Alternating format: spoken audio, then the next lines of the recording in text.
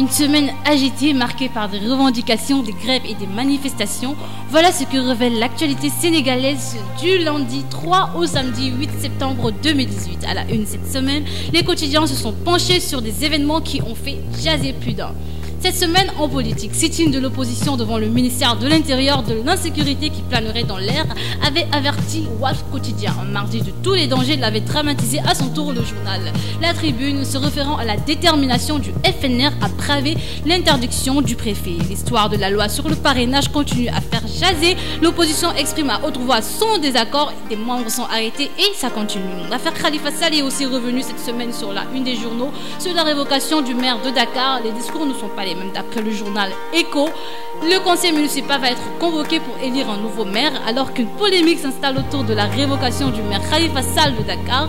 Dakaractu écrit « Les avocats de l'État recadrent le débat ». Il n'y aurait donc aucune corrélation ou lien entre les sanctions administratives, les sanctions disciplinaires et les sanctions judiciaires. Ces décisions n'auront donc aucune incidence sur la révocation du maire de Dakar, ont déclaré les avocats.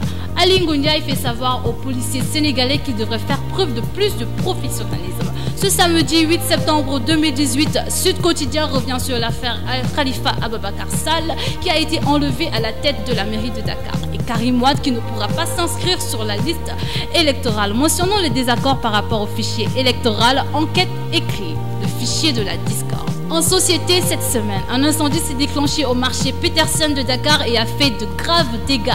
Tout a été calciné, des millions de perdus, a déclaré Faloufal, délégué du marché Petersen au journal L'Observateur. Ce dernier souligne qu'il ne reste plus rien. L'incendie qui s'est déclenché dans la nuit du 5 septembre a détruit près de 500 cantines. Même les sapeurs-pompiers ont reconnu la gravité des faits. Ils auraient mis toute leur énergie avant de finalement parvenir à éteindre le feu. Les commerçants ont tout perdu et les larmes continuent de couler au marché de Petersen. Toujours sur les dégâts qui font couler des larmes, Direct Info est revenu sur la forte pluie qui a fait des morts entre Kaolack et Fatick. Vox Populi parle de 2 morts noyés. La pluie a fait des ravages sur son passage, des murs sont tombés, des maisons inondées et un nombre important de blessés s'ajoute à la longue liste qui n'est pas près de se fermer.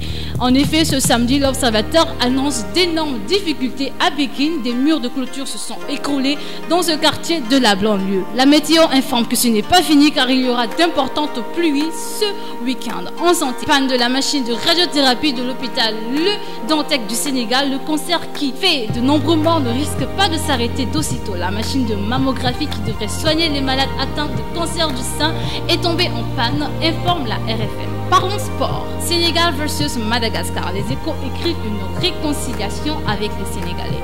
Et déclaré forfait, Mbaye-Niang, Idrissa Gana Gueye et Youssouf Sabaly seront absents au match qui opposera demain les Lions de la Teranga au Madagascar. Aliou Cissé, qui avait alors convoqué 23 joueurs, ne se retrouvera qu'avec 20 d'entre eux. Sur le journal Echo, le capitaine du Madagascar déclare « Notre match avec le Sénégal sera un match de gala ». Élimination de la CAN 2019, Cheikh Ndoye entend maintenir la place du Sénégal qui n'est autre qu'au premier rang de sa poule. Terminons avec Sous-Lambe, le quotidien qui part de la lutte avec Ama Baldé et Yekini Junior. Tapha Tine veut écraser B52 pour ainsi se redonner de la valeur. C'était tout pour la revue de presse de la semaine sur votre chaîne préférée Sénégal Live. On se retrouve la semaine prochaine pour une nouvelle édition. Merci.